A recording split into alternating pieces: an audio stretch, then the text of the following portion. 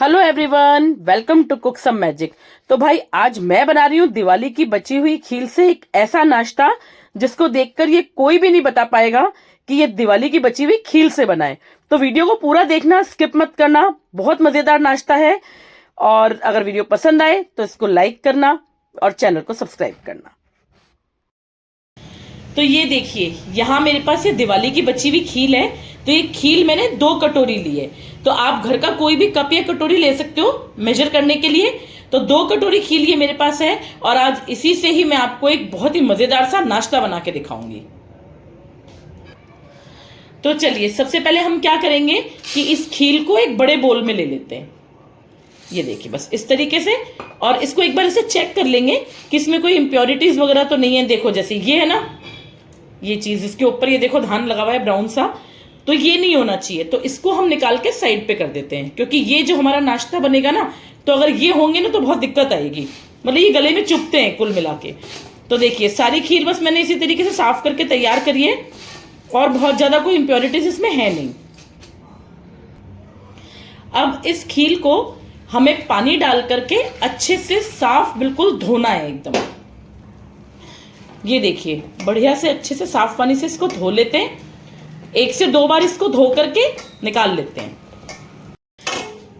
ये देखिए, इस तरीके से एक प्लेट रख के और सारा ऐसे निचोड़ निचोड़ के इसको निकाल लेते हैं। तो इस खील को धोना बहुत जरूरी है, क्योंकि इस खील में ना कुछ इंप्योरिटीज होती है। मतलब जैसे कि छिलके जो होते हैं ना, उसके अलावा इसमें रेत भी होता है, कई बार मिट्टी भी आ जाती है, तो वो भी निकल जाएगी।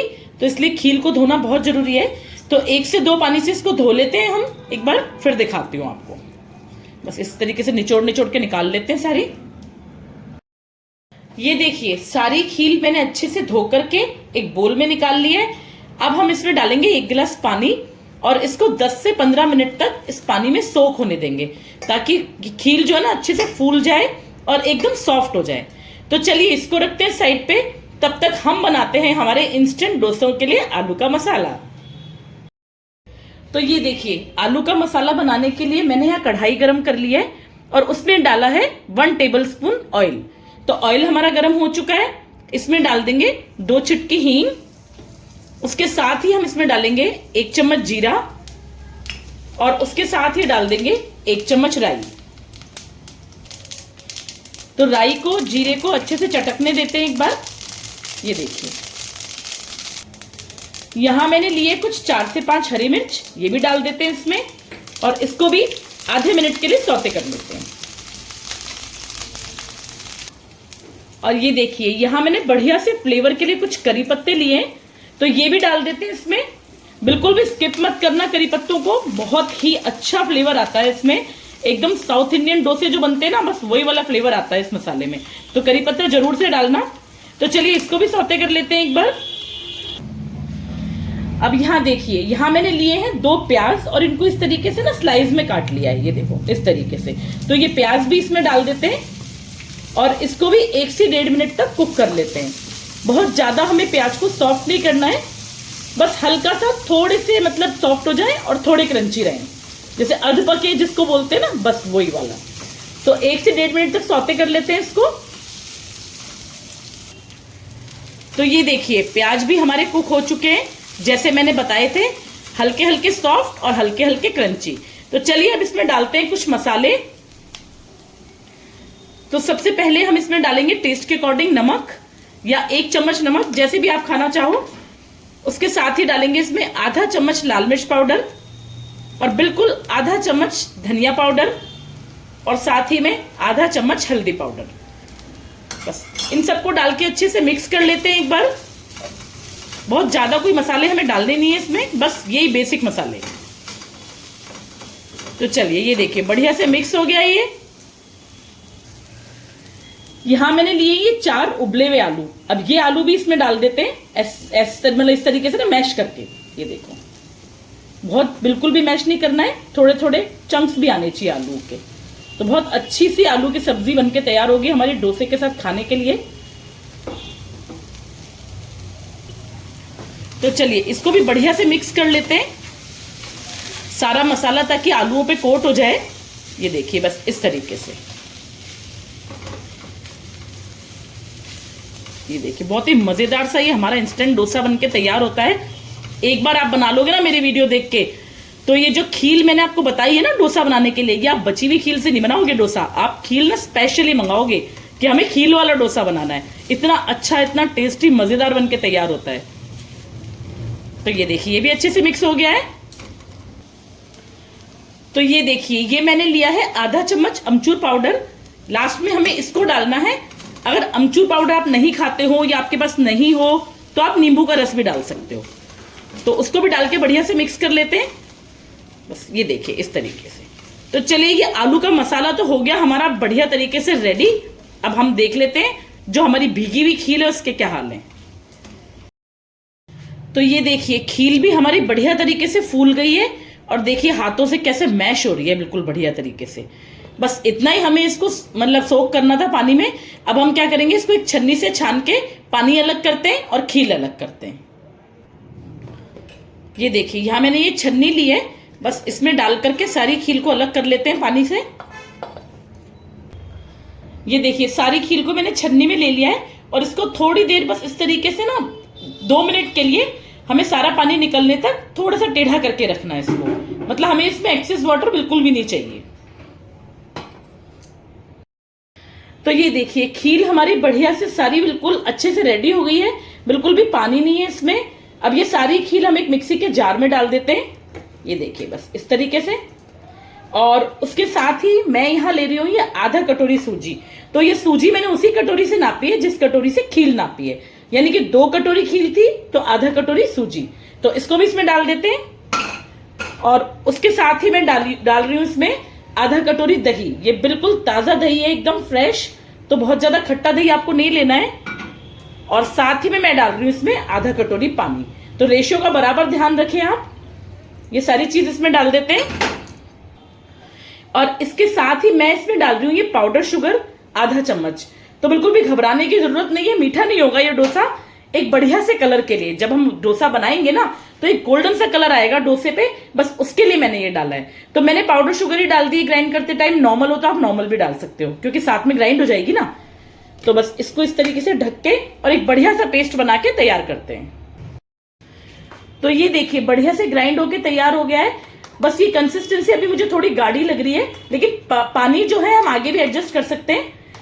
तो ये रेडी है बिल्कुल। अब इस टाइम पे हम क्या करेंगे, यहां मैंने लिया है ये बेसन। ये मैंने 2 टेबलस्पून बेसन लिया है, इसको भी इसमें डाल देती हूँ।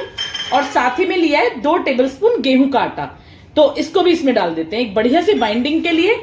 तो ये मतलब अगर आप बेसन नहीं लेना चाहो तो गेहूं के आटे को 4 चम्मच कर सकते हो, और गेहूं का आटा नहीं लेना चाहो तो बेसन को 4 चम्मच कर सकते हो, वो आपकी मर्जी है। मैंने दोनों आधा आधा लिया है। और अगर कटोरी के नाप से देखें तो जिस कटोरी से हमने सूजी नापी थी ना आधा कटोरी, उसी कटोरी के नाप से 1/4 कटोरी आटा और 1/4 कटोरी बेसन। तो बिल्कुल परफेक्ट मेजरमेंट रहेगा ये आपके डोसे के लिए। तो चलिए इसको भी बंद कर देते हैं और दोबारा से एक बार इसको ग्राइंड कर लेते हैं। तो ये देखिए सारा बैटर हमारा बनके तैयार है और इस सारे बैटर को हम एक बोल में निकाल लेते हैं। ये देखो कंसिस्टेंसी इतनी अच्छी आई है इसके, बिल्कुल फर्स्ट क्लास।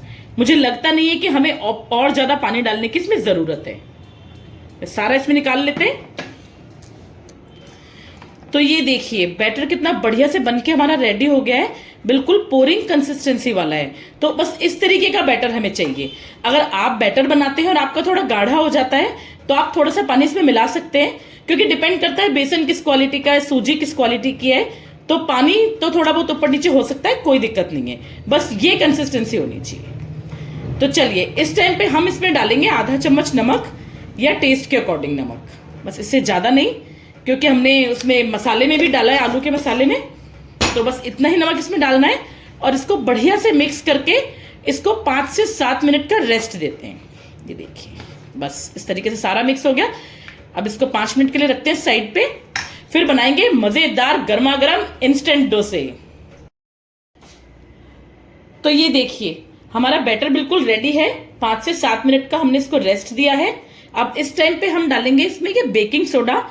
ये ज्यादा नहीं डालना है, बस बहुत थोड़ा सा, सिर्फ 1 चुटकी, इससे ज्यादा नहीं, ताकि हल्की सी फ्लफीनेस आ जाए हमारे डोसों में, क्योंकि हमने इसको फर्मेंट नहीं किया ना, इसलिए ध्यान रहे बेकिंग पाउडर नहीं डालना, बेकिंग सोडा डालना है, जो वो खाने वाला सोडा घर में यूज करते हैं ना हम रेसिपीज में, बस वही वाला। तो चलिए इसको भी कर लेते हैं बढ़िया से मिक्स और बनाते हैं हमारे मजेदार से इंस्टेंट डोसे, वो भी दिवाली की बची हुई खील से। तो ये देखिए तवा हमारा गर्म हो चुका है। तो सबसे पहले हम क्या करेंगे, पहली टिप मैं आपको ये देती हूं कि कभी भी डोसा एकदम तेज गर्म तवे पे नहीं फैलाना चाहिए, पहले उसका टेम्परेचर मेंटेन करेंगे उसके बाद। तो थोड़ा सा इसमें पानी डाल देते हैं बस इस तरीके से, और एक टिश्यू से इसको वाइप कर लेते हैं ताकि तवा हमारा बहुत ज्यादा गर्म नहीं हो। तो चलिए सबसे पहले लगाते हैं तवे पे थोड़ा सा घी। यहाँ मैं देसी घी में डोसे बना रही हूँ, आप चाहो तो रिफाइंड ऑयल वगैरह या कोई भी ऑयल आप लगा सकते हो, बस सरसों का तेल मत लगाना। तो इसको लगा लेते हैं, और इसको लगाने के बाद हमें इसको एक टिश्यू से वाइप करना है। इसको करने से क्या होगा कि जो हम डोसा सेकेंगे ना, वो एकदम एक सार बिल्कुल ब्राउन कलर का सिक के तैयार होगा, और ये जो घी हमने अप्लाई किया ना, ये सारे तवे पे बढ़िया से कोट हो जाएगा। ये देखिए कोई भी जगह बाकी नहीं है। तो बस इस तरीके से इसको वाइप कर देते हैं, और अब बनाते हैं हमारे मजेदार से डोसे। ये देखिए बस इस तरीके से बैटर को फैलाया, इस पे डाला, और बस राउंड राउंड राउंड घुमाते हुए बढ़िया से फैला देंगे। कोई दिक्कत ही नहीं आएगी, बिल्कुल इतने मजेदार से डोसे बनके तैयार होंगे ना, फर्स्ट क्लास। ये देखिए जितना बड़ा आप बनाना चाहो वो आपकी मर्जी है। ये देखिए बस इस तरीके से। बस अब फैलाने के बाद ना हमें इस डोसे को बिल्कुल हाथ नहीं लगाना है, एकदम लो फ्लेम पे इसको धीरे धीरे सिकने देना है। जितना लो फ्लेम पे ये धीरे धीरे सिकेगा ना, उतना ही क्रिस्पी और मजेदार बनके तैयार होगा। तो चलिए इसको सिकने देते हैं, मिलते हैं 2 से 3 मिनट के बाद। तो ये देखिए डोसे को कुक होते होते ना 2 मिनट हो गए हैं, और थोड़ा थोड़ा सा जाली सी ये पड़ने लग गई, मतलब हल्का सा फटा फटा सा होने लग गया है। बस इस टाइम पे हम यहाँ पर थोड़ा सा घी अप्लाई करेंगे ऊपर से। देखो कितना एकदम से ड्राई हो गया है, बिल्कुल लग रहा है ना बढ़िया एकदम। बस इस तरीके से हल्का हल्का सा घी अप्लाई कर देंगे। ये ऑप्शनल है घी अप्लाई करना, आप नहीं करना चाहते तो कोई दिक्कत नहीं है, बिल्कुल ऐसे भी हम बना सकते हैं। बस अभी इस डोसे को और सिकने देते हैं, क्योंकि अभी पूरा सिका नहीं है बिल्कुल भी। और अगर आपको लगता है ना जैसे कहीं से कुक हो गया है कहीं से रह गया है, तो थोड़ा सा तवे को इस तरीके से रोटेट कर सकते हो, हिला के जगह जगह चेंज करके ना। बस ऐसे ही इसको सेक के तैयार कर लेते हैं। तो ये देखिए एक तरफ से नीचे की तरफ से बढ़िया सा हमारा डोसा सिक के तैयार हो गया है। अब हम क्या करेंगे, इसको हल्का सा फ्लिप कर लेंगे। ये देखिए कितना बढ़िया, इतना सुंदर ब्राउन कलर आया है इसके ऊपर। बहुत ही मजेदार सा डोसा, दिखने में इतना सुंदर लग रहा है तो खाने में तो कितना अच्छा लगेगा। तो बस इसको टर्न करके सिर्फ 5 से 7 सेकंड के लिए हमें कुक करना है, ताकि ऐसा ना लगे कि अंदर से कच्चा है, क्योंकि हमने इसमें आटा डाला है, बेसन डाला है, तो कुकिंग का पूरा ध्यान रखना है। तो चलिए इसको वापस से फ्लिप कर लेते हैं एक बार। ये देखिए हल्का हल्का सा लाइट कलर इधर भी आ गया है, बिल्कुल लाइट लाइट सा, बस इतना ही चाहिए हमें। तो डोसा हमारा बढ़िया से कुक होके तैयार हो गया है। अब इस टाइम पे हम क्या करेंगे, इस पे थोड़ा सा सांभर मसाला स्प्रिंकल करेंगे। ये देखिए बिल्कुल इतना बढ़िया टेस्ट एकदम डबल हो जाएगा ये करने से। तो इस वाले स्टेप को बिल्कुल भी स्किप मत करना, बहुत मजेदार डोसा बनके तैयार होगा। और थोड़ा सा इसके ऊपर हरा धनिया स्प्रिंकल कर देते हैं, थोड़ा सुंदर दिखाने के लिए, थोड़े अच्छे टेस्ट के लिए। तो ये देखिए ये डोसा हमारा रेडी हो चुका है। तो चलिए इसको फोल्ड कर लेते हैं हम। ये देखिए बढ़िया सा मजेदार सा डोसा बिल्कुल बनके तैयार है हमारा। तो बाकी के डोसे भी हम इसी तरीके से तैयार कर लेते हैं। तो ये देखिए बनके रेडी है हमारा दिवाली की बची हुई खील से मसाला डोसा, वो भी इंस्टेंट। तो पहले देखो मैं आपको इसका क्रंच दिखाती हूं। देखिए आवाज आ रही है, बनाया ना कितना क्रिस्पी। तो आज मैं इसको सर्व कर रही हूँ मसाले वाले आलू और ग्रीन चटनी के साथ। तो आप इसको सांभर के साथ भी सर्व कर सकते हो, मूंगफली की चटनी या नारियल की चटनी, जैसा आप चाहो वैसा आप इसको खा सकते हो। और अगर कोई सांभर ना हो, आलू ना हो, तो सिंपल चटनी से भी खा सकते हो। इवन मैं तो कहती हूँ आप टमेटो केचप से खाओ, बहुत ही मजेदार सी रेसिपी है। कभी सुनी है आपने कि दिवाली की बची हुई खील से आपने मसाला डोसा बना दिया है ना बढ़िया चीज।